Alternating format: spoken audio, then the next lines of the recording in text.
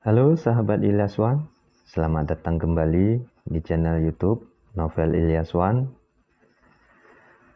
Kita lanjutkan membaca novel Keluargamu Bukan Keluargaku, bab 31, POV Novel. Kemana lagi aku harus mencari Siska, gumamku ketika sedang menyetir mobil. Saat ini pikiranku sangat kacau karena masalah yang datang bertubi-tubi. Belum habis masalah karena aku sudah dipecat oleh Reno, ditambah lagi dengan permintaan cerai dari Kania. Sialan si Vivi, bukannya menutup aib kami, dia malah menjadi saksi untuk Kania di depan semua orang. Dia sangat egois, mempertahankan rumah tangganya sendiri dengan cara merobohkan rumah tanggaku dan Kania. Aku belum rela sepenuhnya jika Kania meminta cerai, karena menurutku, selama ini aku sudah menjadi suami yang baik dan bertanggung jawab.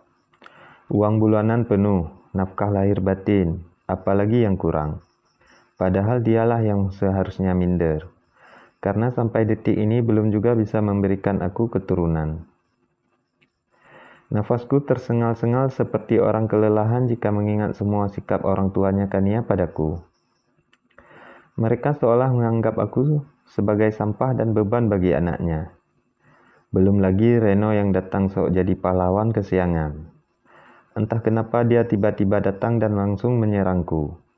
Dia berbuat seperti itu seolah dirinya lah laki-laki yang paling benar. Padahal dia hanya laki-laki keji yang menyukai istri orang. Belum habis masalah dengan Kania, sekarang datang lagi masalah Siska yang dikabarkan hilang oleh ibu. Dari penjelasan ibu tadi, Siska menelpon sambil menangis dan berteriak minta tolong.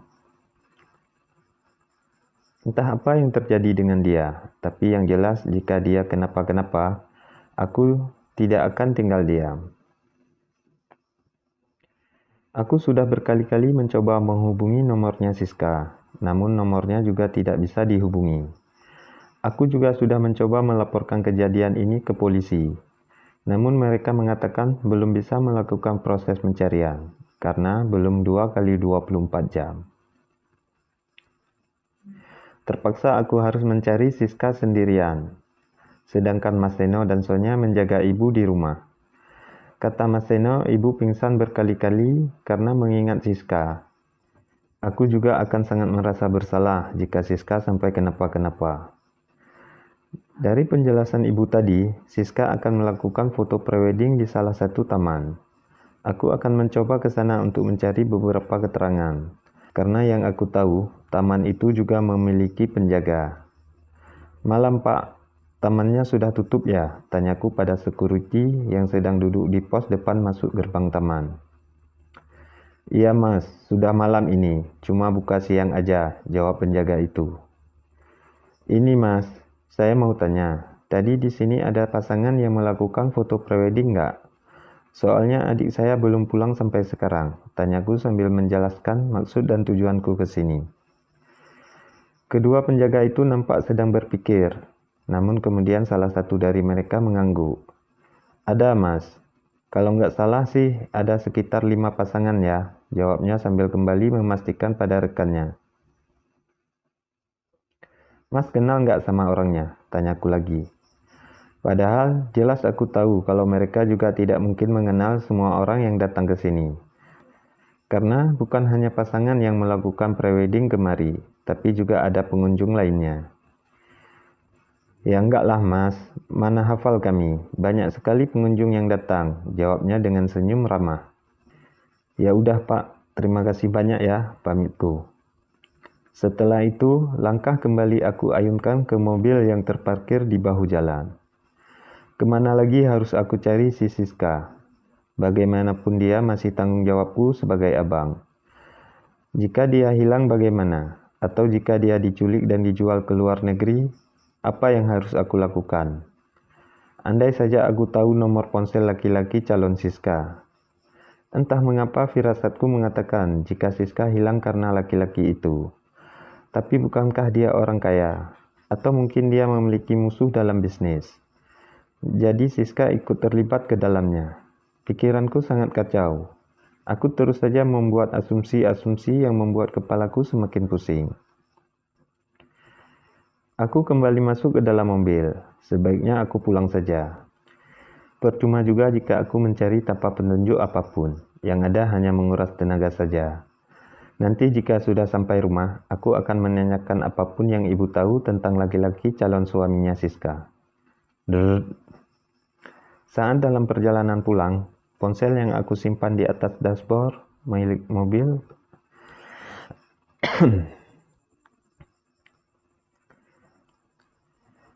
Saat dalam perjalanan pulang, ponsel yang aku simpan di atas dashboard mobil bergetar. Tanda ada panggilan yang masuk. Aku segera mengambilnya. Ternyata yang menelpon Mas Teno. Mungkin ada kabar terbaru tentang Siska. Halo Mas, ucapku saat ponsel sudah terhubung. Kamu di mana, Noval? Pulang ya sekarang. Siska udah di rumah ini, jawab Mas Teno yang membuat dadaku seketika merasa lega. Jadi Siska udah pulang? Oke Mas, aku pulang sekarang, jawabku senang. Senyumku kembali mengembang. Tidak aku tanyakan lagi kenapa Siska bisa pulang. Dan kenapa dia sampai menelpon kami dengan acara tangis segala. Aku segera memijak pedal gas lebih dalam agar mobil melaju kencang. Setidaknya satu masalah teratasi. Sekarang tinggal masalahku dengan Kania. Aku akan membuatnya memaafkan semua kesalahan yang pernah aku buat. Sekarang aku pengangguran. Setidaknya ada Kania yang akan membiayai hidupku dan ibu dari gajinya. Aku tidak mungkin tidak memberikan uang untuk Vivi dan anakku. Setelah ini, aku harus sedikit menjaga jarak dengan Vivi. Tapi Kania juga harus mengerti jika aku tidak bisa dipisahkan dari anakku bersama Vivi. Dia harus mengerti jika aku sudah sangat menginginkan diri ini dipanggil ayah. Saat sudah sampai di depan rumah ibu, aku sedikit terkejut karena mendapati mobil Kania juga terparkir di depan rumah. Senyumku terukir karena aku yakin Kania pasti tidak akan bisa jauh dariku. Dia pasti sangat khawatir juga karena Siska hilang dan ibu jatuh pingsan. Terdengar suara tangis ibu dari dalam. Aku segera masuk dan mendapati Siska yang kini berada dalam pelukan ibu. Sedangkan Kania, Sonya, dan Mas Eno berdiri di depan mereka. Semua mata tertuju padaku sekarang, kecuali Kania. Dia masih mendekat diri melihat ke arah Siska yang masih menangis. Siska, kamu udah pulang, ucapku menghampiri mereka. Mas Noval. Tangis Siska kembali pecah saat melihatku datang. Dia melepaskan pelukan ibu dan berlari ke arahku. Aku langsung memeluknya dan menenangkannya. Kamu kenapa hilang? Kok bisa? Terus si Bram mana? Apa ini karena dia? Tanyaku dengan pertanyaan beruntun. Siska masih dengan tangisnya, begitu juga dengan ibu. Jawab, ceritakan, jangan nangis. Tegasku lagi sedikit menguncang bahunya Siska. Biarkan dia tenang dulu, Noval. Dia masih shock. Sahut ibu yang membuatku melepaskan cekalan tanganku dari Siska. Tidak bisa, Bu. Dia harus cerita sekarang. Jadi kalau ada apa-apa kita bisa langsung lapor polisi. Ucap Mas Seno yang aku balas dengan anggukan. Mas Seno benar. Siska harus menjelaskan kejadiannya malam ini juga. Karena aku akan langsung bertindak jika terjadi hal-hal yang tidak diinginkan. Setelah kami semua duduk, Siska menceritakan kejadian yang sebenarnya. Dia pulang diantar oleh orang yang menolongnya. Kita ditipu, Bu.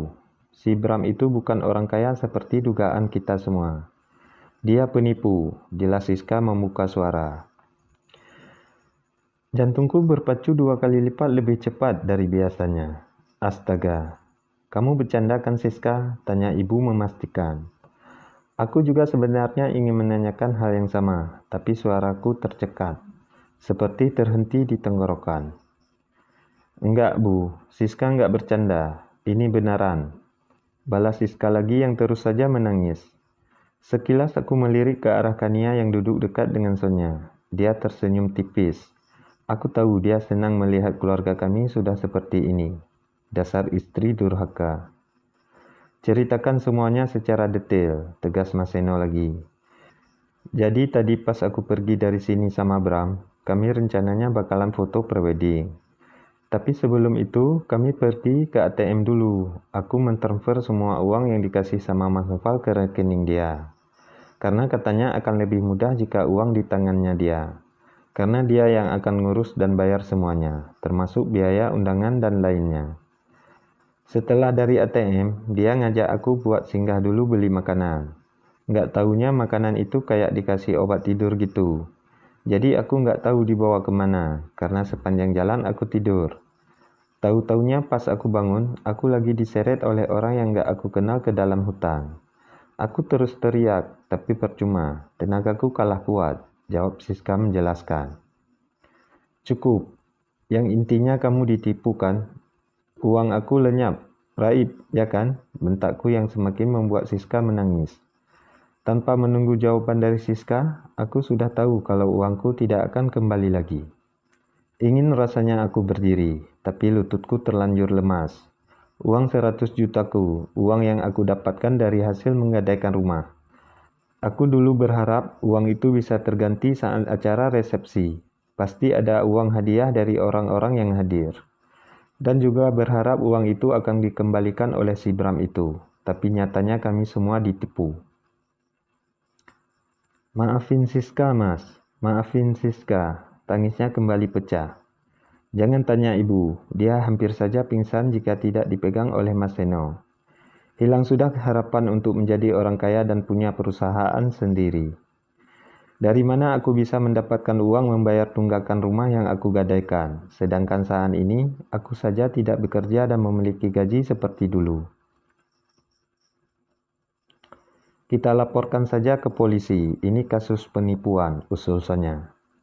Iya, kita laporkan ke polisi. Kalau perlu dia aku bunuh sekalian. Jangan sampai kamu menikah dengan penipu seperti dia, geramku. Tapi Mas, tapi apa? Kamu masih ingin membelanya? Hardiku marah. Aku hamil. Dek,